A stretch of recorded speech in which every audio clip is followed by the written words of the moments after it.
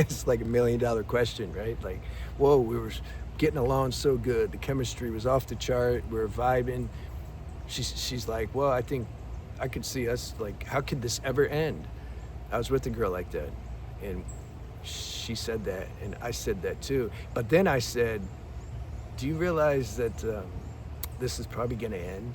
As good as it is right now, do you know that, like, it's going to end and you're going to be the one to do it? No, it's impossible. I said, okay. It ended. But how? How can they change? Literally some, like, within a moment or overnight, the feeling changes. And guys are like puzzled, man. They're like, this is weird. This is like, what the hell? What to say about this? Women are built different, biologically wired different, man. They're different species. Remember that person corrected me? He says, no, all humans belong to the same species. I try to say things that illustrate certain points, so those who get it, get it. Women are, I've made a video on this before, and someone to rebuke it. It's cool. It depends on your level of understanding, though, your interpretation. I didn't think about, sometimes, man, it's like, do I really got to clarify every little thing? It's like when I say your good looks don't matter, don't get obsessed with going to the gym. People hear, oh, he doesn't care anything about exercise. It's like, do I really got to say that? I'm saying don't get obsessed with things. Of course, you take care of your body, like you have to. But some women, not some, they're all more emotionally intuitive than guys. So then the guys would ask, well, yeah, but like, why, if they're so emotionally intuitive, why do they like get with bad guys or game banners or whatever? Well, because they choose to not listen to their emotional intuitiveness. They may have trauma and issues that cause them, not to listen to it. Doesn't mean they don't have it. They have it. They have it more than the average guy. The guys can develop it, but the girls have it. They're like, that software, man, is given to them from the get-go. So, and I've shared before that women value security. They're wired that way. If for some reason they're seeing that they're not getting that somehow, there's like a radar it's just like sirens go off, and then the feeling starts to change. Energetically, there's a change. They don't even know what happened. Their energetic feeling will change before they know even what's going on. It just changes. They have different wiring. It's like, I feel too, it's all divine how this is worked out. See, guys, some don't like it. They're like, why? Because they get hurt. And guys get hurt, and then they blame the women. No, you got hurt. Own your feelings. But women, they have to have this ability. This is what I feel, to switch off. Just to switch off. Why? It comes from them having kids. It's like a necessary software that helps the kids survive, so they can switch everything off and focus on the kids and the babies. But that doesn't just activate with kids. That software can activate anytime. Like I said, if you can just be in a relationship, if their projections and desires, generally women have more projections and desires than men do when they get into a relationship. Average guy's like, hey man, this is fun. I like having fun. That's good enough. They just feel they're having fun. Women, though, a lot of them have like this designer kit of projections and expectations they want to get met. Why? It goes back to security. When you value security so much, then you're going to have a list of things that you like want to check off, because that will give you at least a false sense of security. The truth is, there's no security. Not in this planet. A bomb could go off right now, boom. There's so many things that could happen. There's no security. But the mind imagines there's security, and it imagines so then it comes up with the list of things to check off, and then it feels, that's why I call it a false sense of security. It'll feel secure. So if women feel like they're not getting that from a guy, their feeling just will change. And it don't matter how cool you are with your gains, you ain't get gains like that, but it's not going to matter anything on surface level. How you're charismatic, your personality, nothing. None of that matters. None of that trumps this unconscious agenda they have to feel secure. And so, if at any point they start to think like, whoa, this relationship may not be too secure, their feeling can change, and then they can be out the door. Now, I don't know how many private sessions I have with that theme, coming with that theme of like, tell me about this. When that happens, it took me a while to learn this. When that happens, there's nothing you can do to get that back, man. When they're gone, that's it. You can't logic your way back into it. It's impossible. Their feelings change. It's it. It's something, it's switched. It's gone. In fact, they're probably lining something else up long before, or before you even know that the feeling changed. That's what they do. Because they also have this, again, back to security, they want a tribe. They want a list of people they can go to get help if they need it. Security. They'd like to keep you on the list too if they can. Can we just be friends? No, I don't want to be friends. I don't want any friends. That's what I tell them. So I learned after, I don't know, 2-3 times. It takes a while because it's back to what I was explaining in some other the videos. It's so intoxicating, this connection and relationship. I don't want to lose it. It's like, tell me what I can do. Can't we fix this? You obviously enjoyed the hell out of this, like I did. Like you couldn't fake that. I could tell.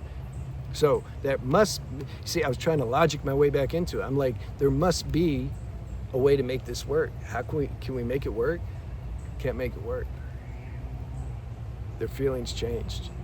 You're done. As soon as you see that happening, say, okay, I think you're done now. And so I'm done. Goodbye. And that's it.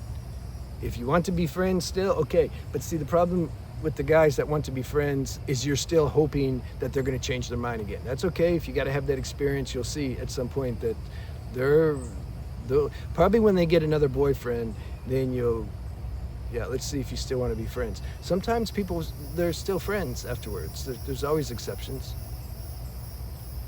But it can be messy. It can be messy when the relationship ends, and then more messy if you keep trying to salvage it. It can be, like, it could be salvaged if she's not done. If she likes, like, I still love you, like I really do. I just like, this is really bothering me. Like, you have to have a talk and see. But you have to read. Man, even then you can't trust it. I was with a girl that, she said something like, nobody's gonna because the relationship, was it ended?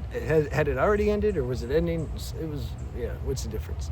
But she's like, we get it. You know me so well. Nobody's gonna understand me and connect with me like you are. Well, I don't see how this can end. She was talking like that. So then we had something lined up. We were gonna meet and do something. And then we met, and then she's, you know what? I don't know. I just can't do it. Because the feeling changed. The feeling, it's like something in her wanted to, maybe intellectually or something. But once the feeling changed, once they're done, they're done. And so I learned, man, let it be done. Let it be done. Go through the grieving detox process, and that's it. Because you make too much of a mess trying to fix something that can't be fixed. Now here's the thing where it can be, look, all human relationships are so conditional. They're just so conditional. This is the problem. This is the core issue here. Conditional meaning I have expectations, you have expectations. If we can get those met, we're going to feel like we love each other. If they don't get met, we're done. Okay? So most relationships that last, it's usually because they just happen to have, they're able to fulfill each other's expectations. But it's not really an unconditional love. The only relationship I've found to be an unconditional love is when the relationship is rooted in spirituality, or rooted in the desire to know the divine, or the desire for self-realization, and you're drinking from the other partner's either wisdom, or you're using the partner, you're using each other to flush out imperfections and etc., to these obstructions that get in the way of self-realization. Like this, if that's the main purpose, then it'll work. That's very rare though. It's very rare. And a lot of people say, yeah, spirituality, this is the main point. No, but it's not. Security and lust and this and that is usually the main point. It trumps your spiritual tendencies. But that's why I like this example with Sri Dayamata and Yogananda, because she saw him speak when she was 15, and she said, I love this man, and he knows God, and I want to follow him. I want to be with him. And they were together until he died. It was platonic. Platonic is very, very nice. Man, it just saves a lot of trouble. And so she was with him, and was just, their relationship served that, the divine. But probably 99% of the people listening to this, that's not your highest aspiration. You may feel like you would like that to be your highest aspiration, but it's work to get to where that authentically and honestly is your highest aspiration. Because we come in here with all these desires, and we want to experience this and taste that, and then we're controlled by our tendencies and our habits and lust and wanting to find security, and if you're a girl, and so those things override this innate, usually hidden desire to wake up to the divine. So we have to go through the evolutionary process, because what to do? We can't buck the evolutionary process. You can eat healthy and go to the gym, do your meditation, okay, but you can't still.